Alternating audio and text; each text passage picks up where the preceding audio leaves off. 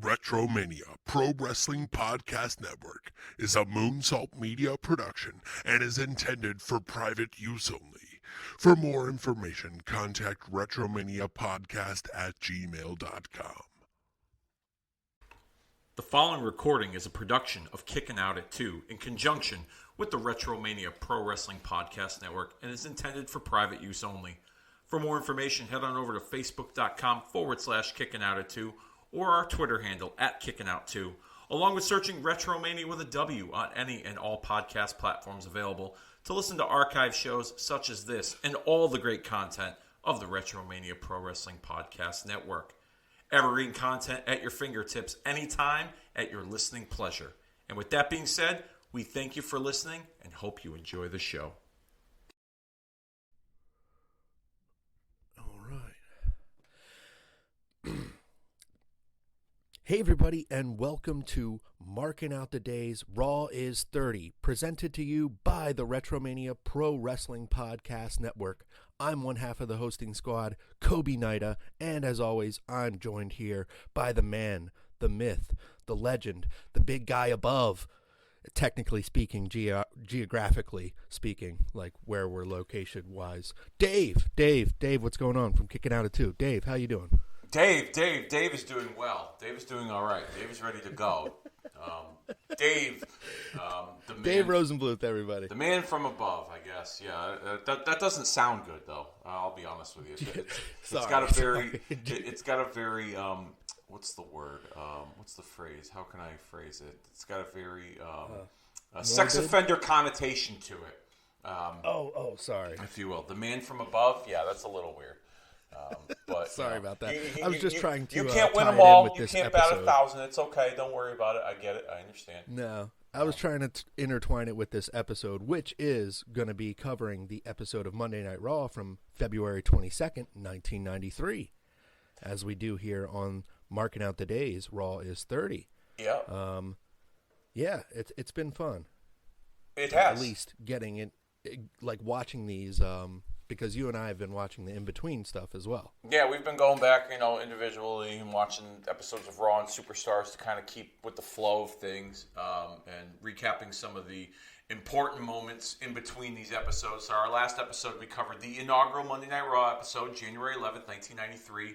And in between that time period, would you like me to recap what's been going on in the state of the WWF at that time? Or do you want to recap? How you want to do it? Absolutely. You can recap, and then I'll kind of chime in if I have any thoughts or extra stuff. I'm recapping the month of February, little tidbits from Superstars and Raw. I'm not going to cover every commercial break. Little tidbits from Superstars and Raw. I'm not going to cover every commercial break like we used to do back in the day, marking out the days. What the fuck? Why is my computer making noises? Of course it's going to make a noise. Why the fuck wouldn't it? Anyhow, long story short, the February 1st edition of Monday Night Raw, Brutus Beefcake returns. He'll cut a promo about his parasailing accident.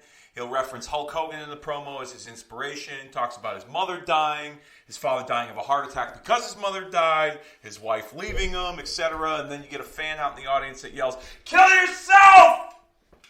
And then he makes an open challenge to anybody in the WWF that wants to face him in his return. They're really hyping up this big return from Beefcake. Later on in that episode, towards the end, we would see Money Incorporated,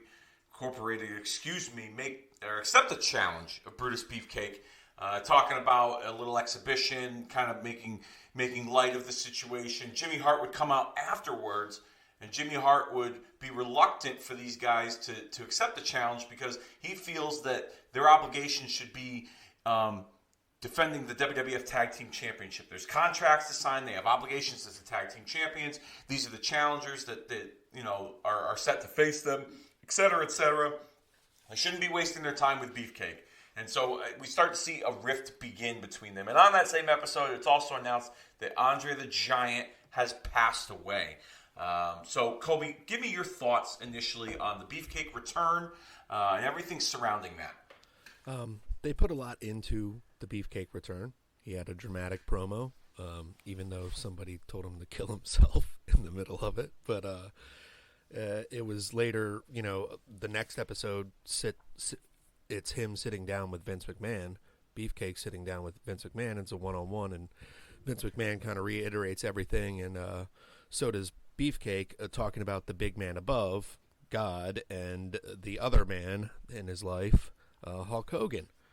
And so they're hyping the return of Hulk Hogan, but it seems like they're not sure when Hogan will arrive. If we're looking at it retrospectively, because some of the stuff is voiced over, as you and I have saw in the episodes leading up to this. Yeah. It sounds like the post-production edit, it came later as to when they decided Hogan was going to make the return, because you heard, you had the interview with Vince in studio with Beefcake, and then they cut back to the live action, or the live crowd shot on Superstars, and you kind of hear it sounded very, post-production like, with the tone, the monotone. Hulk Hogan will be returning to WWF Monday Night Raw this weekend, and blah blah blah. Or, this week, thank God cetera, he said yes. Yeah, something to that effect. Yeah, so it sounded like they just kind of cut that in there at the end. I don't know if it was due to maybe Hogan's schedule, or they were still trying to figure things out. I'm not quite sure. It's it's semantics at this point. 30 years later. Like you said, it was kind of like interesting to see Money Incorporated go after Beefcake without it's a 2-on-1 situation. So with the tie-in of Jimmy Hart there, which didn't ever make sense to me as a kid, but we didn't know. But Jimmy Hart had a relationship with Hulk Hogan, so yeah, I'll get to that in a minute, because it's. Yeah. So I'll get to that. Leading up to that, it's all good stuff, really good stuff, and I just don't remember it as a kid being like this big build up to Hulk Hogan's return, but he does return in a big way on this episode, and gets a great reaction, as we'll see. On the February 6th Superstars, we see Yokozuna destroy Hacksaw Jim Duggan, breaking his ribs. We get a lot of internal bleeding. Drapes the American flag over Duggan after 3 banzai drops. They're really building up Yoko as this serious threat to the WWF Championship now that he has won the Royal Rumble and lays claim to a championship match at WrestleMania later that year. On the following episode of Superstars, we would start to see the build between Tatanka and Shawn Michaels, as Tatanka would defeat Shawn Michaels in a non-title match. Clean, right in the middle, 1, 2, 3. Pretty fun match. Sets up their rivalry heading into WrestleMania 9. They hadn't officially made the announcement yet, but on that same episode, you talked about it earlier, Beefcake with the sit-down interview with Vince. They really milk that. Following Monday on Raw, we get a 16-man battle royal with Shawn Michaels, Razor Ramon, Iron Mike Sharp, Kamala, Kimchi, Terry Taylor, High Energy, The Berserker, Tatanka, Skinner, Typhoon, El Matador, Damian Demento, Bob Backlund. And then the eventual winner would be Giant Gonzalez, who would come in at the end and eliminate... actually, no, he didn't win. He eliminated himself. Excuse me. He enters, and he throws Tito over the top rope, and then Razor Ramon would sneak back into the ring to claim the victory. And then on this episode, it would be DiBiase and Brutus Beefcake headlining. We'd see more differences between Jimmy Hart and DiBiase in the match. And then, of course, the post-match angle with the beatdown on Beefcake, the briefcase to the surgically repaired face, taking out Beefcake, setting up Hogan's return for this episode of Raw. Following that, on the February 19th Superstars, we would get more hype for the Beefcake angle on the WWF Magazine report. He would announce that Beefcake would be returning to Raw this coming Monday, and he wouldn't be coming alone with Hulk Hogan. Like I said, that post-production edit that happened after the magazine report. And then but Gene would also announce some matches for WrestleMania 9 that didn't really have much build-up, like the Steiners and the Head Shrinkers. Yeah. Just 2 teams that were just kind of thrown together. People nowadays, they complain about matches with no build-up being thrown together. Well, this was a regular thing back in the early 90s for WrestleMania. You had a 14 match card. And, I'm sorry? WrestleMania cards, definitely. They all just had that random tag team match or thrown together match And your story would start when the match was thrown together in many respects. Yeah, I find I look back at those fondly now. Yeah, I don't see too much wrong with it. There, for instance, the Rockers and the Heenan family was an opening match at WrestleMania 7, and there was no build-up for that. They just put the two teams together, and it's one of the best opening matches in WrestleMania history. Excitement and action nonstop. We would also see, in the main event of this episode of Superstars, Bam Bam Bigelow and Earthquake would have a big Haas match, as you would say.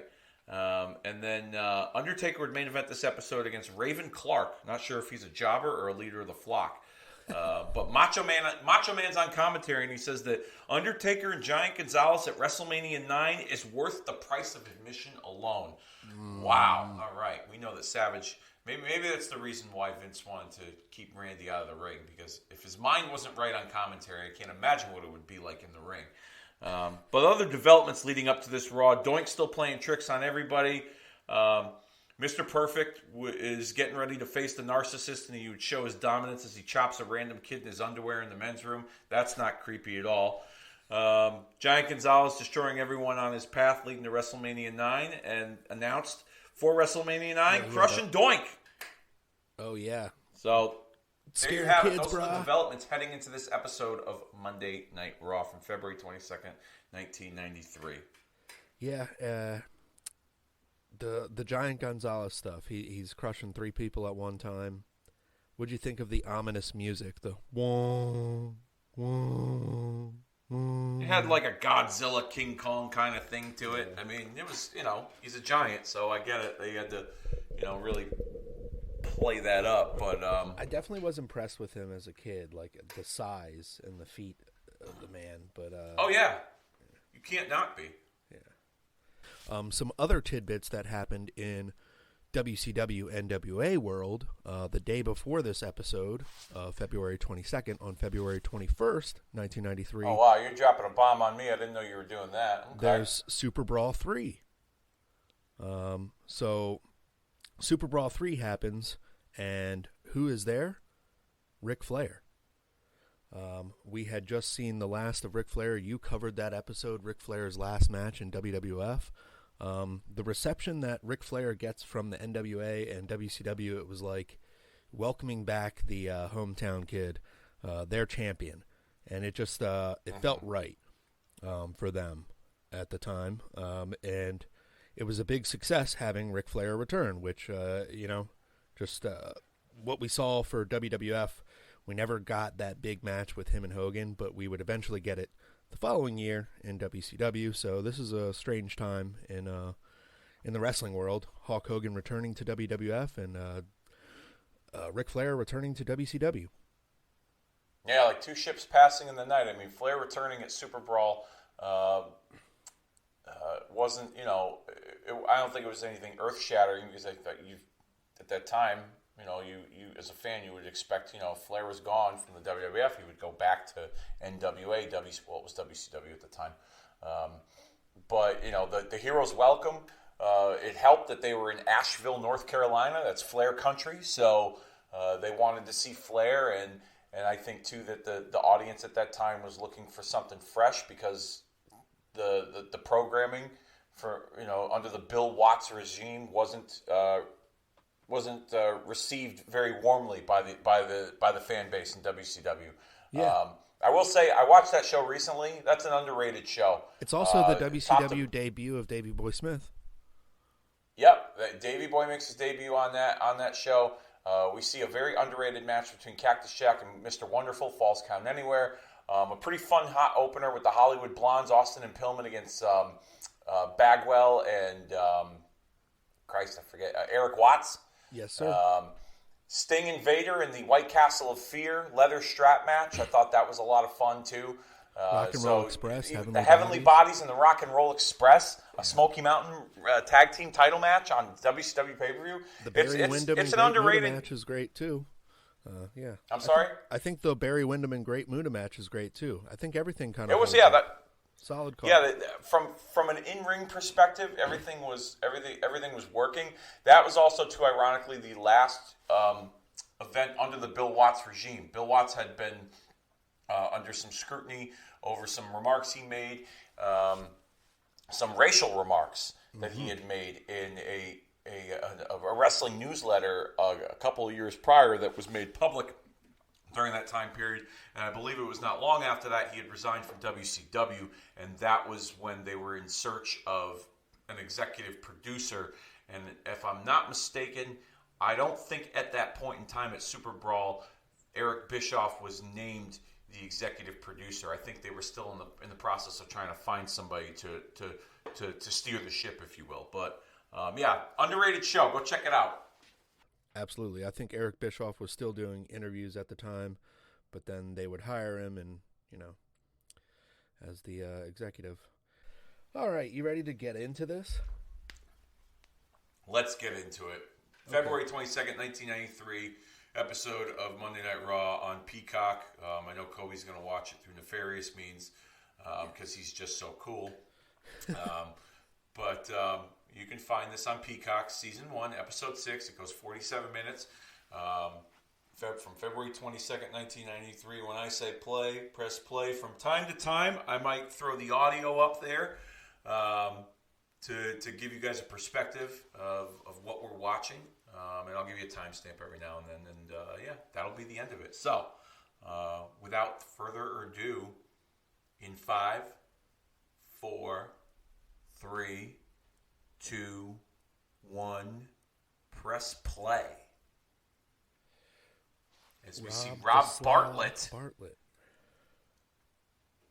Yeah. In the audience, as the fans are getting ready for Hulk Hogan, Hulkamania returning to the WWF. I watched this episode back recently before we did this watch along to kind of get a feel of things so I can have a better perspective as we're watching this.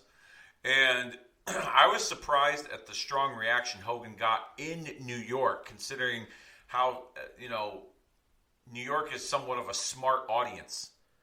Yeah, especially this audience in Raw at the time. It's kind of intertwined with that ECW smart mark audience. Yeah, so I was kind of surprised in that respect.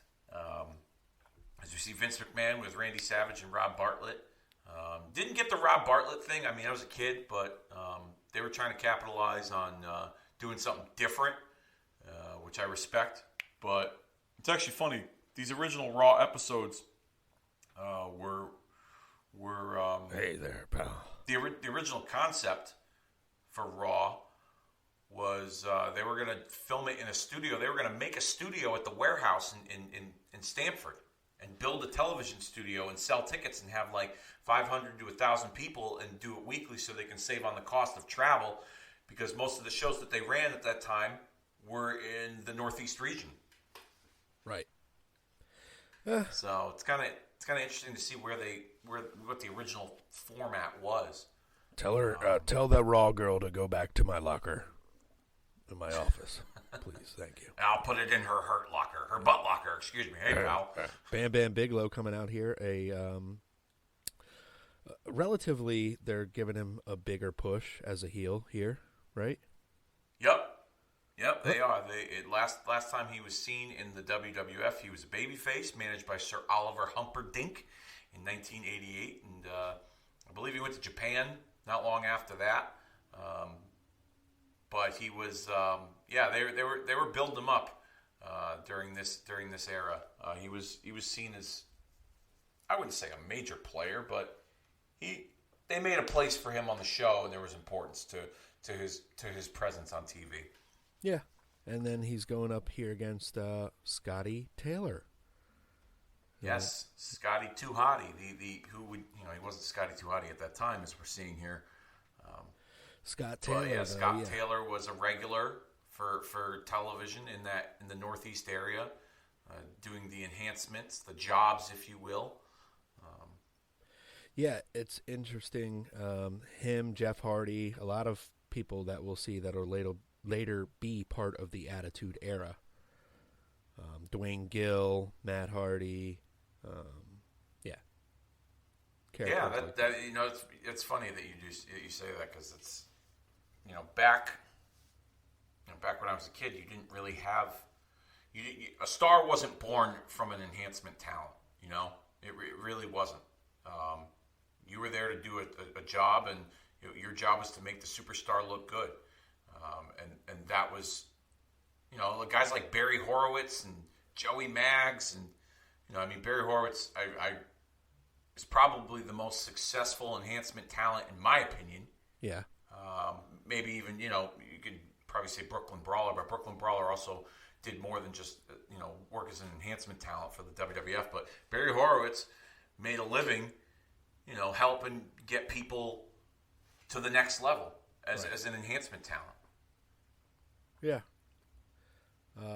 But you didn't see that back then. Like you didn't see the evolution from starting out as an enhancement talent and then working your way up the card. Like Scott Taylor, you mentioned the Hardys earlier too. The Hardys were guys that got like bounced around by like all the big guys. Yeah, even when they got introduced as a tag team again in like 1997, they were getting beat. Yup.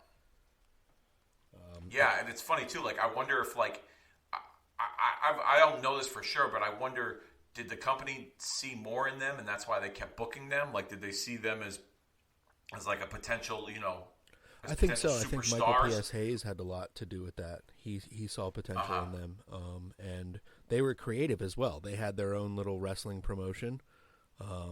So they yeah. I always loved the big headbutt from him. One more to make up for it. But yeah, he was a little far in that first one. Now he's going for the splash. Nope, another headbutt to the shoulder area, and a teabag cover for the win. I also think the quality of work rate increased too. So they saw that if the guys worked well, your matches were better on TV rather than these throwaway. Yep. We got away from enhancement matches essentially. So the guys the guys kind of had to work longer matches. The work rate increased, and also the competition put the let's play the audio for this Hulk Hogan sit down interview with Vince McMahon. I'm gonna jack it up on my end. Jack it up, brother. Hulkamaniacs, young and old alike, hoping that you will say what they want you to say, that you're gonna return to the ring in the World Wrestling Federation. It was right here in this very studio approximately a year ago, prior to WrestleMania last year, that you and I speculated on the future of Hulkamania. That speculation continues. Just what is, in your mind, the future of Hulkamania? Well, I tell you, Mr. McMahon, the future of Hulkamania is so exciting, I really don't know how to express myself. But all I know is sitting back for the last year and watching all my Hulkamaniacs, little and big, continue to train, say their prayers, eat their vitamins, and believe in themselves, makes me realize that those people just aren't my friends, those Hulkamaniacs. Those people that have carried on even without me have turned into my heroes instead of my friends. Because those are the ones that believe, those are the ones that live the positive lifestyle, and those are the ones that continue to set examples for the rest of the world. And the future of Hulkamania is really bright, and I can't wait to get into that. But before I do, I'd like to talk about the past of Hulkamania. When you're at the top of any field, any chosen profession, whether it be business, whether it be entertainment, whether it be sports, or whether it's sports entertainment like Hulk Hogan was at the top of for so many years, there are a lot of curious people that want to dig into your past and find out what you're all about. Well, when they dug into Hulk Hogan's past, they found out, big surprise, Hulk Hogan is a human being. And as they looked into my past, even from Little League, Hulk Hogan is not afraid to admit he's made mistakes. On a personal level, I've made mistakes. On a business level, I don't always make the right decisions. And even on a peer pressure level, as I was growing up to the 60s, 70s, and 80s, I made mistakes too. And my father even said, son, don't do as I do as I say. Well, I want to change that around now, because the future of Hulkamania is so positive. I want all those Hulkamaniacs to know that stuck with me, and stuck with me for the last year, even when I wasn't around, that we're going to another level. And then there's always the negative side. We're in the era of the 90s, and notwithstanding the legitimate media, there's a lot of tabloid terrorism going out there. Everybody knows about that. These are the people that dwell in the negatives, dig up any dirt they can, and even if the allegations are false, they report them anyway, and they don't care who they hurt, just as long as they personally gain from it. But thank God The Hulkamaniacs are not all about that. We dwell on the positives, not the negatives. And the Hulkamaniacs know with a positive lifestyle, setting your goals high, and with positive work ethics, you can have anything you want in this life. And also, Vince McMahon, the Hulkamaniacs, the big ones and the little ones, know that the future of America lies in our youth. That's why Hulk Hogan wants to be the leader of the 90s. And now, it's not just do as I say, it's also do as I do, Vince McMahon, because there's a new demandment. There's 5 of them now for my Hulkamaniacs, and they go just like this. Train, say your prayers, eat your vitamins, believe in yourself, and believe in Hulk Hogan. And wait till my Hulkamaniacs hear what I have to say on Monday Night Raw. I can't wait. So, let me break that down for you here. A lot. Basically what that interview was there was Hulk and Vince's kayfabe way of Hulk acknowledging the lie that was told during his interview on the Arsenio Hall show, when Arsenio Hall asked Hulk Hogan, have you ever taken steroids or do you take steroids? And Hulk emphatically said no. And it had come out that Hulk, in fact, had taken steroids. And it's quite interesting that they did it in... That whole interview obviously was Vince all day carefully constructing that with Hulk's way of acknowledging publicly that he made a mistake by lying, but without really saying why. And you notice too, this is during the period of time when the feds are up Vince's ass. They're going to trial. It was a couple of weeks prior that the feds raided the locker room. I think it was in like San Jose or somewhere out west. They had a show, and they raided the locker room, and the DEA, the feds, whoever it was, raided the locker room and pretty much put the company on notice that they were being looked after because Hulk's wearing that fucking bullshit Ico Pro gym T-shirt during this interview. So it's no coincidence that interview was done to kind of get the heat off of Hulk's lie, as well as kind of acknowledge, what's been going on within the outside world of the company. Absolutely, and I think it worked perfectly for Vince and Hulk during the whole trial, too. Hulk doing this all of a sudden during the steroid trial and everything going on with, Hulk Hogan on Arsenio, he turned into the straight talking to you, brother. I'm talking. I'm not doing the gimmick anymore. He never did the Hogan over the top like he would before. It's all of a sudden Let me tell you something, brother. Like, there was none of that. Yeah, that was Terry Bollea. It's humanized Hogan so that they have some belief in the court when they go to court.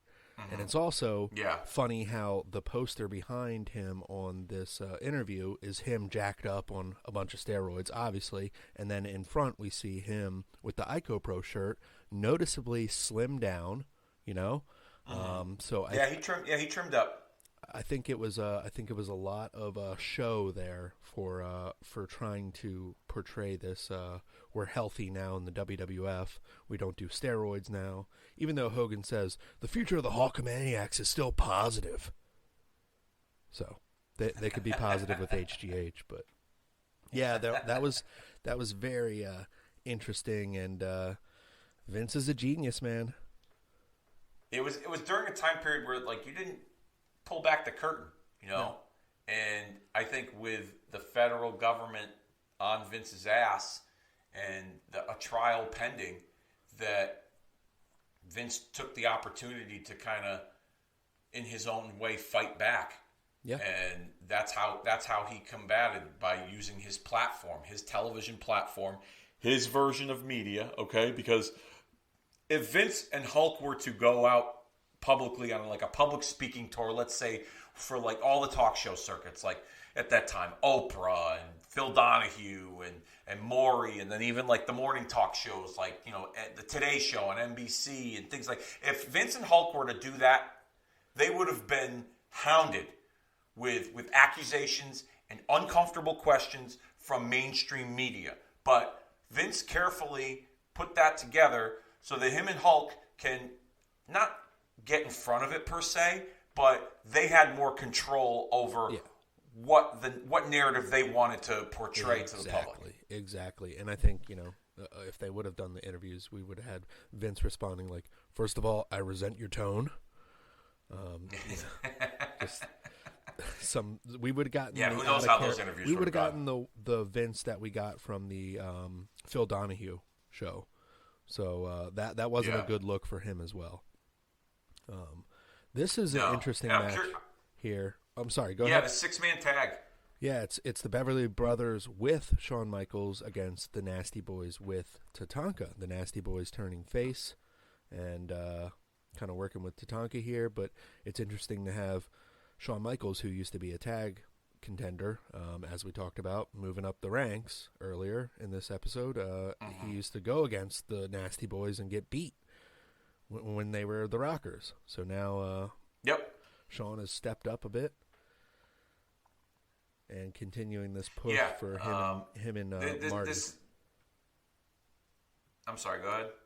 They were trying to continue that push for him and Marty, and it was like that time that we were speaking of. It was either one or the other. Marty or Shawn. I mean, this is February 22nd. Marty was gone from the company by then. Yeah. And from what I gather,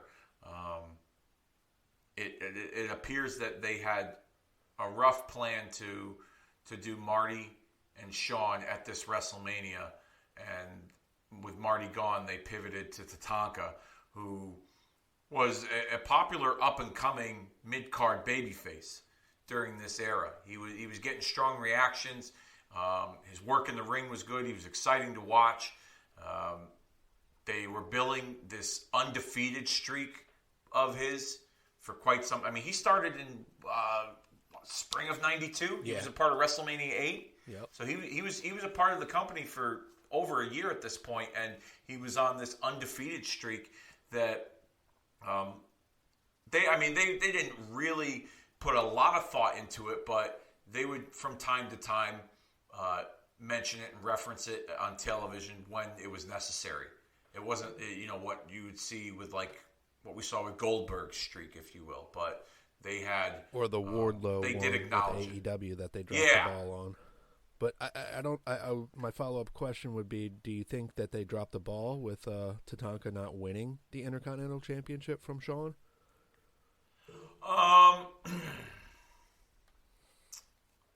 And it kind of killed him after that, though. I mean, he lost some steam following that, I will say. I wouldn't say killed him because I think he was... he was still relevant. So I think...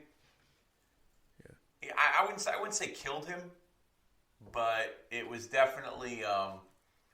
He definitely lost some momentum. And there were times when they tried bringing it back. I thought, honestly, the Tatanka heel turn at SummerSlam in 1994 was done very well. Yeah. I didn't see that one coming as a kid. Completely forgot about that. That was good. That was a good way to keep him fresh too, freshen him up. Yeah, and I thought there were opportunities as a babyface for him to so his streak would be broken later this year. Okay, against Ludwig Borga, but with a little bit of help from Yokozuna. And I thought, in hindsight, looking back on it, I'm surprised that Tatanka wasn't chasing Yoko for the title on like a TV program. Not anything for like pay-per-view, but like a Superstars or a Monday Night Raw. Like I thought that Tatanka was popular enough that Yoko could get some real heat on him, and you get more sympathy behind Tatanka, but it didn't appear that way. Yeah, they could have done something with him, but like you said, I think the heel turn later was performed way better, and he was good as a heel, but they just they stopped focusing on Money Incorporated, after that. It kind of got stale. Yeah, too, it was weird. Like he was, and I don't think too that there was really a proper payoff with him and Luger. No, there wasn't.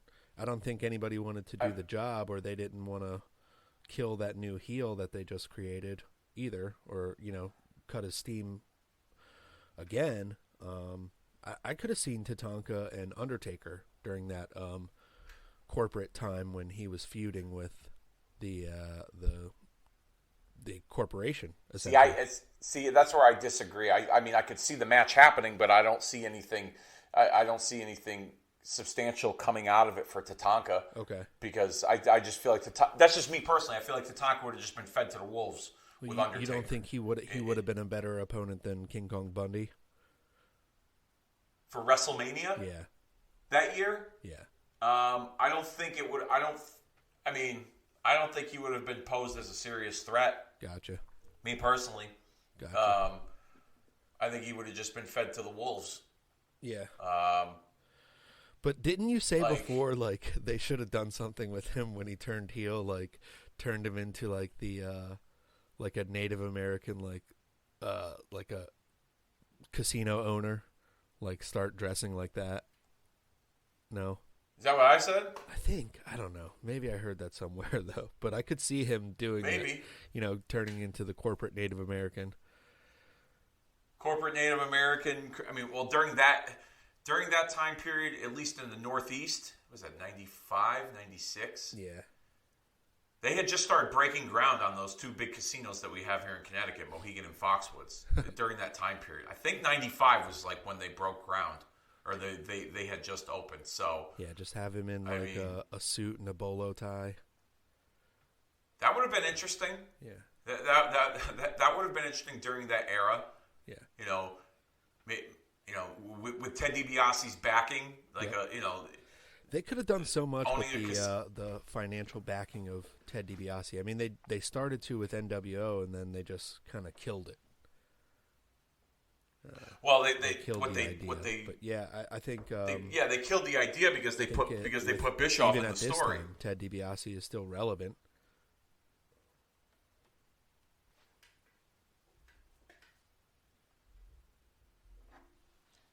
So we see Michaels here, hot tagging it. I think kick to the face by Knobs. Yeah, I think. Sorry about that. I think Ted DiBiase was a relevant character in the '90s for WWF and WCW. It goes overlooked a lot. Yeah, certainly. And I think that's also why he was they put him in the spot they did with Beefcake, because they knew that they can get some heat because DiBiase was such a heat magnet. Yeah. And the 2-on-1 with him and IRS, and it sets up the Hogan return. The setup to get there, I thought, was well done. And we'll talk about that as this episode goes on, as we see Tatanka getting that hot tag with Michaels. He's House of Fire, as they like to say. Chop, chop, but chop.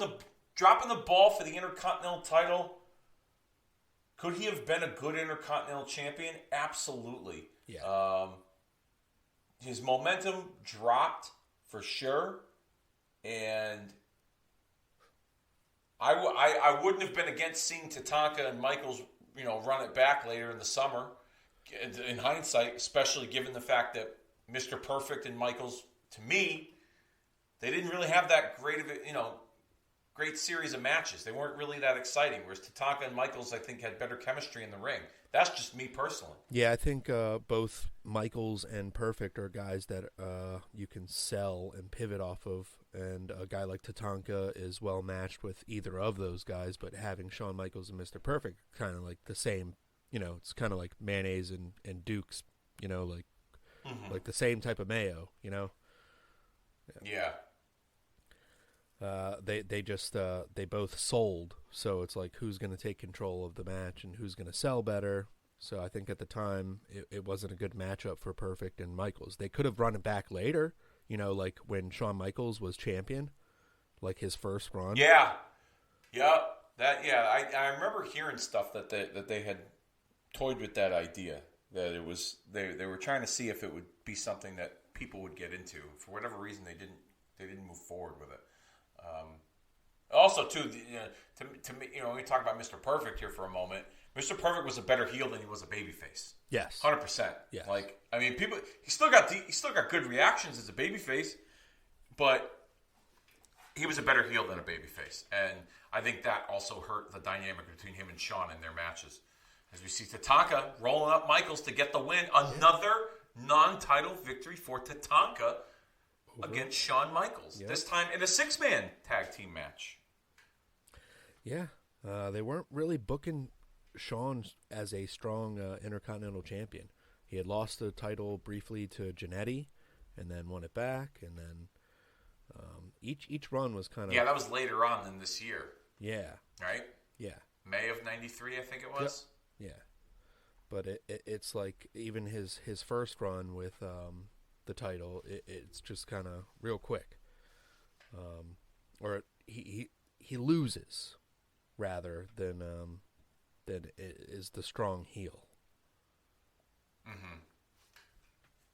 But I think also too that when they were playing hot potato, some people, there's so many different opinions about hot potato scenarios with championships in wrestling, but it was a situation where I think they were trying to build Shawn's body of work because they saw something in him. Mm-hmm. So, the hot potato scenario for the Intercontinental Championship, for a title like that, I think it fit well. And him and Jannetty, they had good chemistry, and it was, at the end of the day, it was there to service Shawn.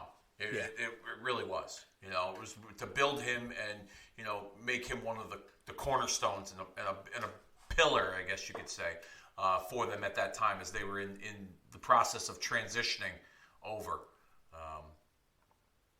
Yeah, I can see that actually.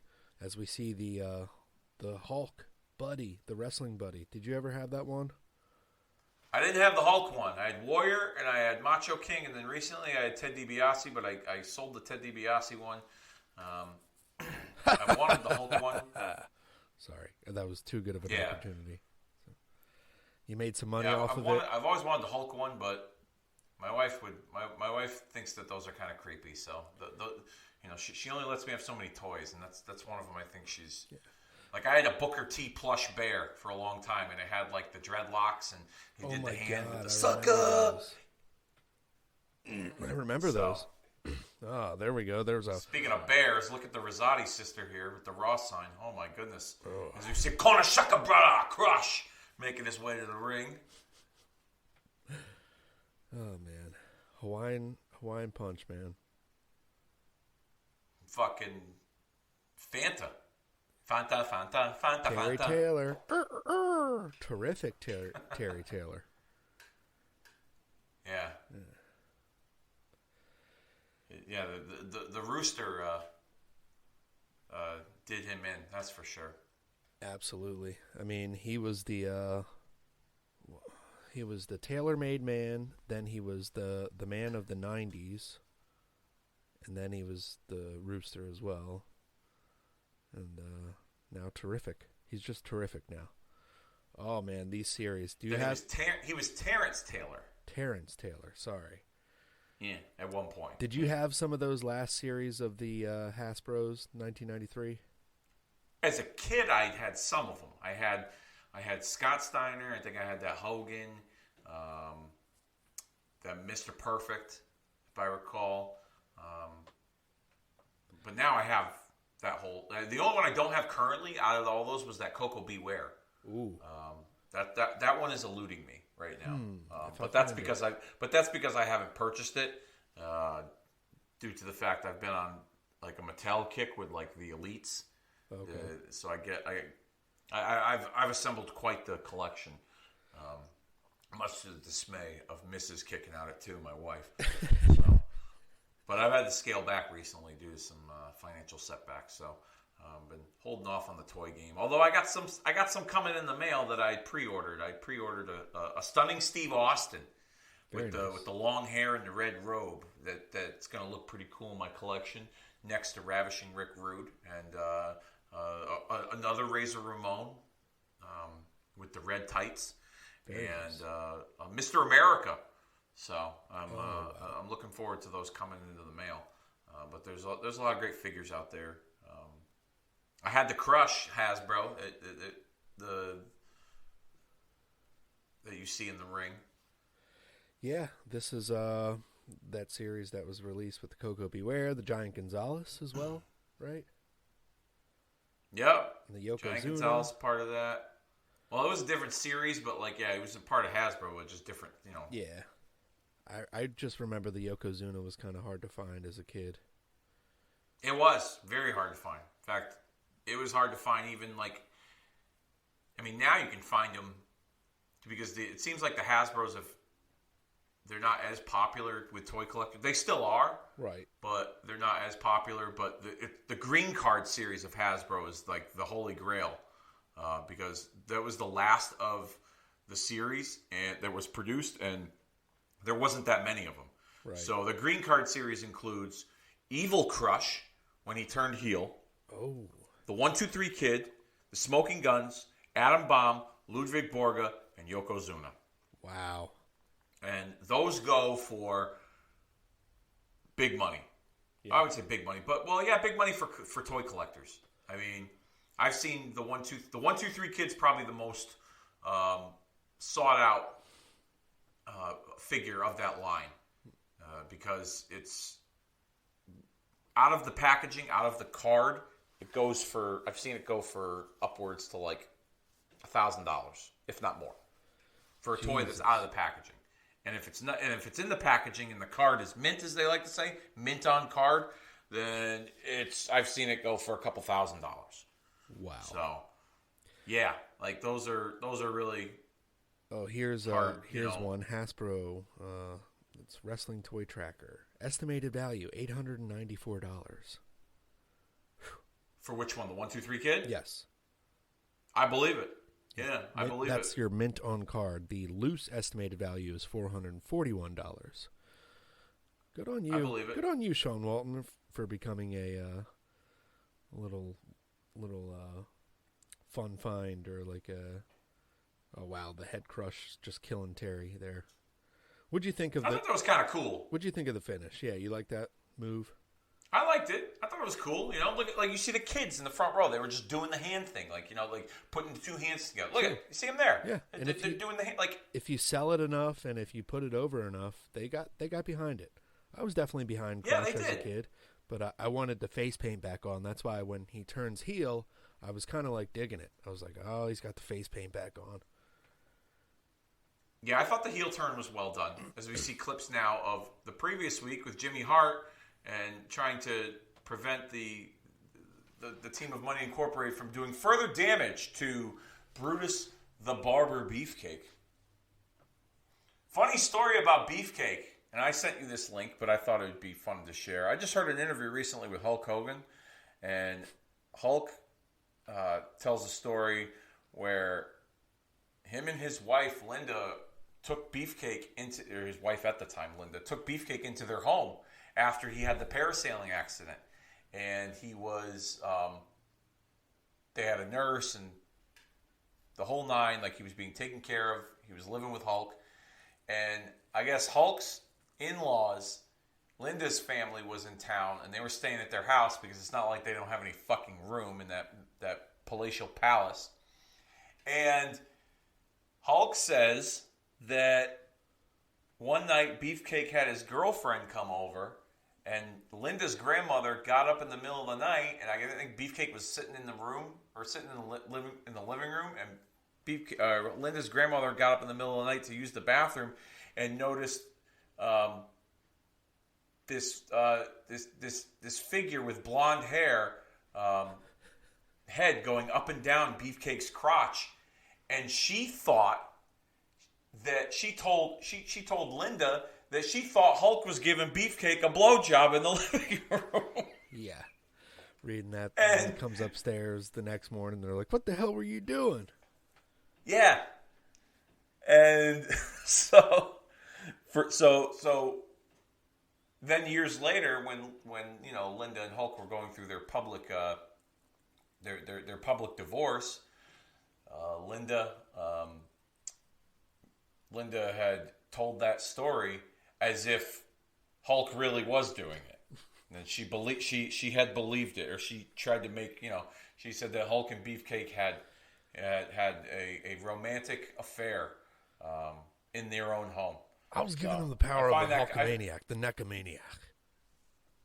The Cockamaniac. Let me tell you something, Vince McMahon. It's blowjobomania, dude. Yeah, you want to go to the audio for this? Should we go to Yeah, you know what? I'm going to play the audio for this. In 3, 2, 1, here's the audio.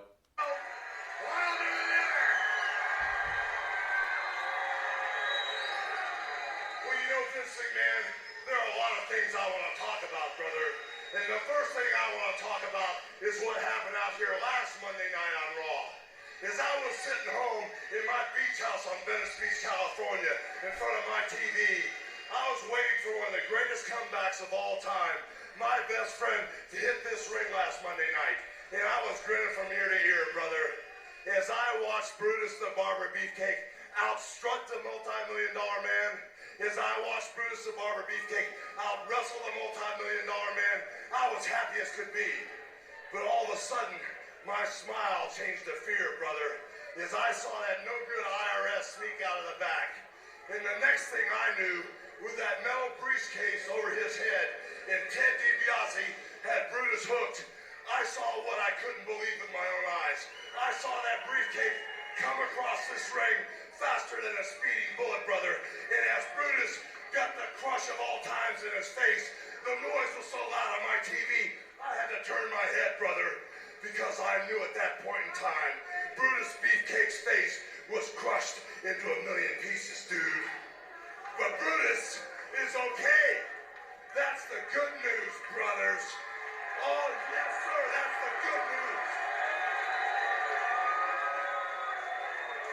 The thing is, Brutus's pretty little nose is just bent up a little bit, and as far as I'm concerned, he looks more like a wrestler than he ever did. But the thing that tears me apart inside is not what they did to Brutus Beefcake, it's what they tried to do to him, brother. And right now, I want to publicly thank two people for last Monday Night Raw, brother. The big man upstairs, who's been with Brutus Beefcake since day one, all the way through the first accident, and all the way to what could have been the nightmare of all times. I want to thank the big man, first off, for being with Brutus. And the second person I want to thank, as crazy as this may sound to all my Hulkamaniacs, is I saw the brother lay his body on the line and stop the $1 million man from the second blow to Brutus's face, which could have been an all-out horror show. So I want to thank Jimmy Hart personally. But to answer your question, Vince McMahon, I'm here on a mission, brother. And I want to state publicly right now that I'm back in the WWF.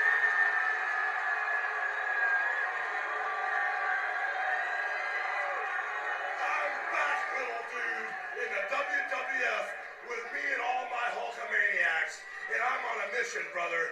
And the first order of business is to right the wrong that Money Incorporated tried to do to Brutus Beefcake. So all I gotta say right now is the first person I want standing in the ring with me is my friend to the end, Brutus the Bionic Barber Beefcake. Brutus Beefcake!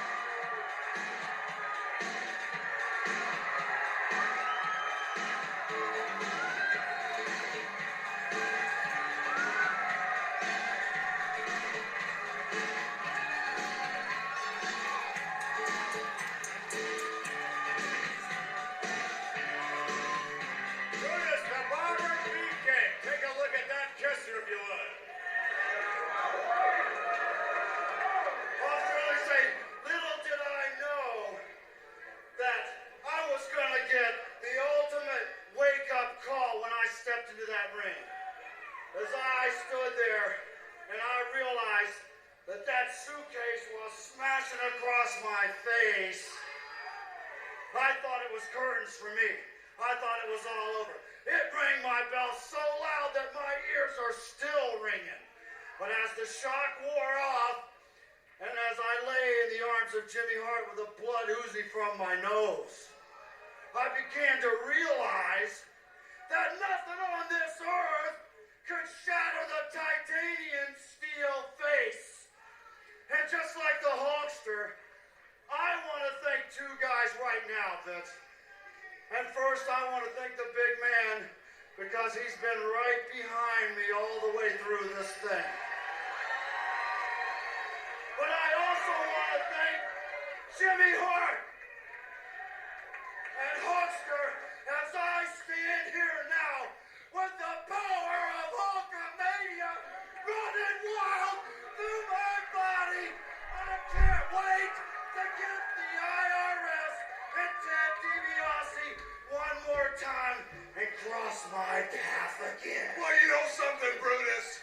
I sure hope that Money Incorporated is sitting in front of their TVs watching this right now, brother, because the first thing that you and I are going to do, brother, is we're going to start seizing their assets one at a time. And I can't think of no better way than to take the man who everybody thought was nothing but yellow from head to toe. As far as me and all my Hulkamaniacs are concerned, he's painted with red and yellow from head to toe. He's painted with red and yellow from head to toe. So right now, Hulkamaniacs, I want to... All right, I'm going to kill the audio for this just because I think we get the gist. They're back. All right, I'm going to kill the audio for this just because I think we get the gist. They're back. Beefcake. All right, I'm going to kill the audio for this just because I think we get the gist. They're back. Beefcake's got Hulk. This just because I think we get the gist. They're back. Beefcake's got Hulkamania running through his body. I guess Linda's grandmother was right all along. When you were talking about the reaction of Hogan that this audience gives him, I'm looking at the audience, and it looks like a younger crowd than is normally there. Do you think it's kind of like that John Cena effect or Hogan effect, where they knew he was coming, so you know the audience reaction is going to be different accordingly? Meaning what? Like there was more kids in the crowd? Yeah, rather than the smart marks that are in there. I don't know. I mean, it could be. It could very well be that they were hyping this up. Hulk's going to make his return. You know, kids that watched Hulk, maybe that were tuned out of WWF at that time.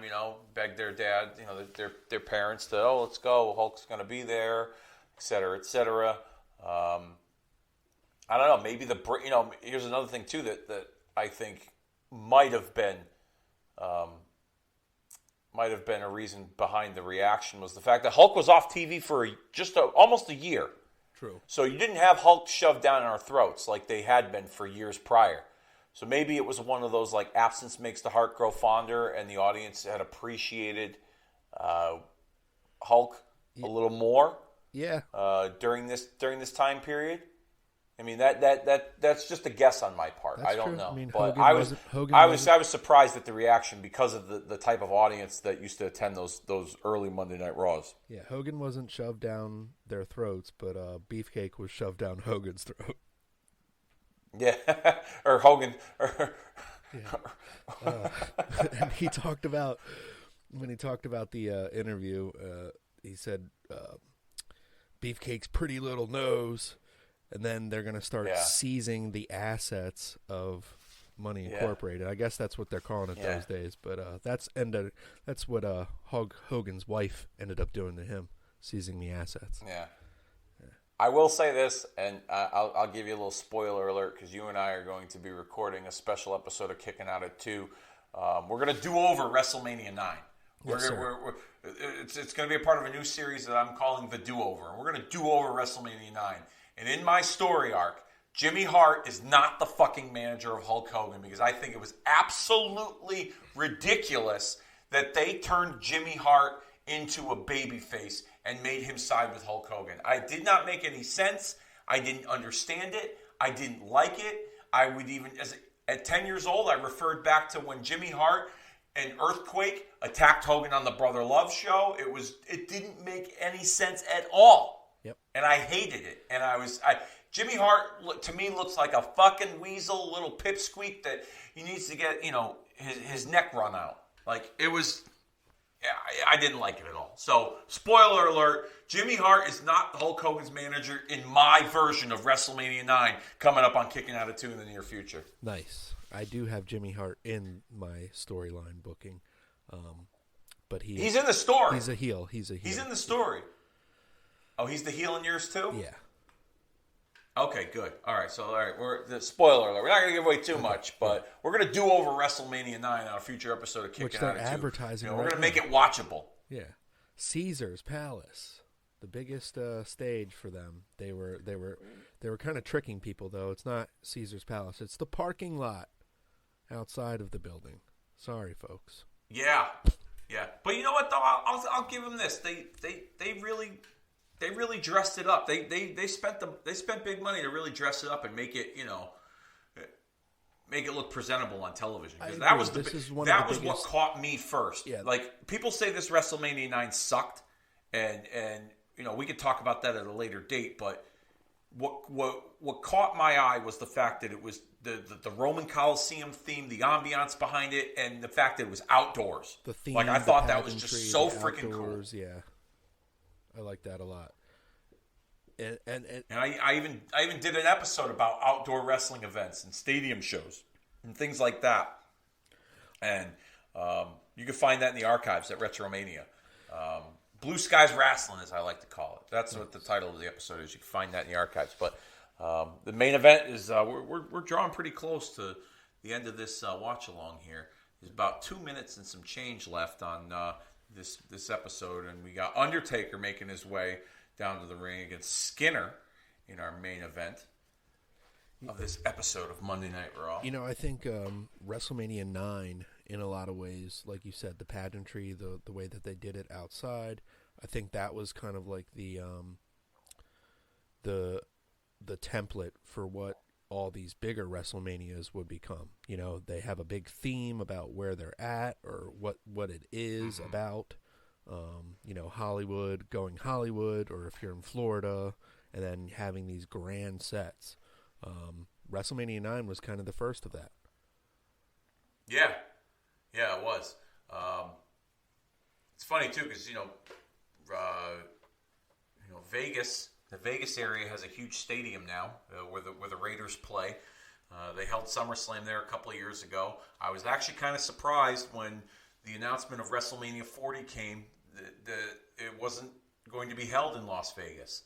I thought for sure that Vegas would get a WrestleMania, but 40 is going to be held in Philadelphia next year in 2024. I would imagine that they might go out west following that. I would imagine that Vegas will, if Vegas doesn't get a WrestleMania, maybe they'll get a big show. Maybe Vegas will be like the home of SummerSlam or something. I don't know. Although SummerSlam's going to be in Detroit this year, in 2023. So that's going to be interesting. But I was kind of surprised that Vegas didn't get the nod for an upcoming WrestleMania. But who knows? This just going off the air.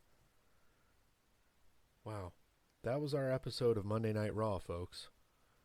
In the middle of a fucking match. I don't recall that at all.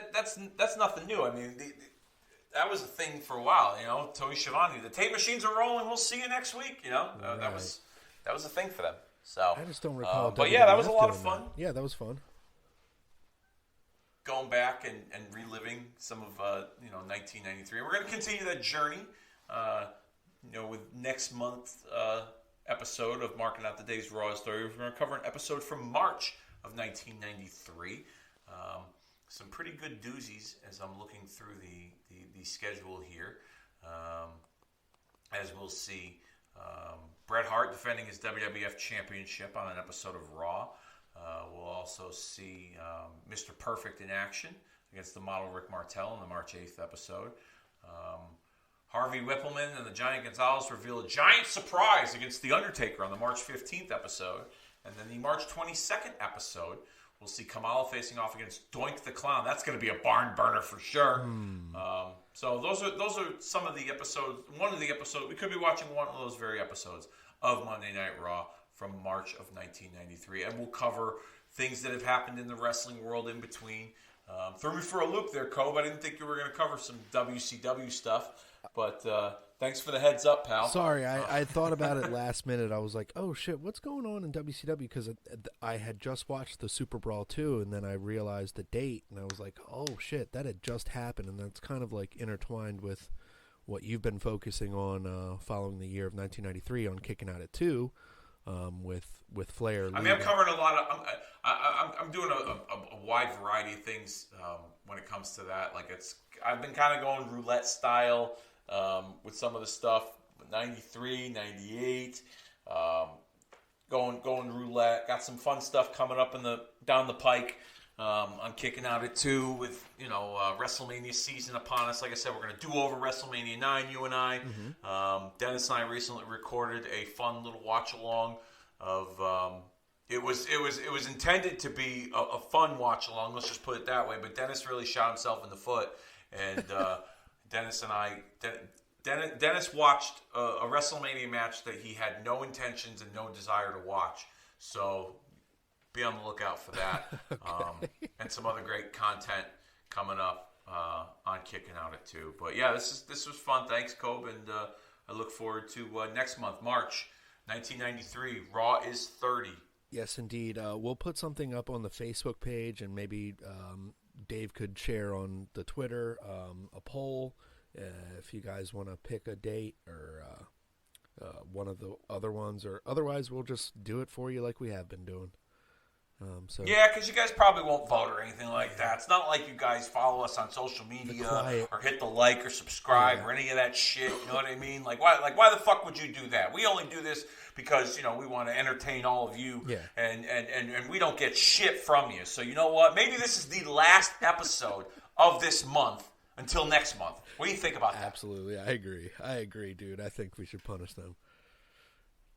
Yes. So no more episodes for a month, okay? And then when I get done going down to my basement and watching more wrestling with my friend Mark, then I'll be back to record with all of you. Thank you all so much. Again, like, listen, rate, review, share, subscribe. You can find us on any podcasting platform. Tell your friends about us. Get into our DMs and request stuff, and we'll get to it. Absolutely. Dave, where can everybody find you, and we'll sign off?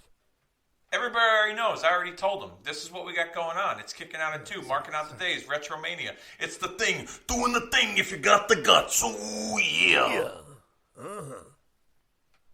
All right, great.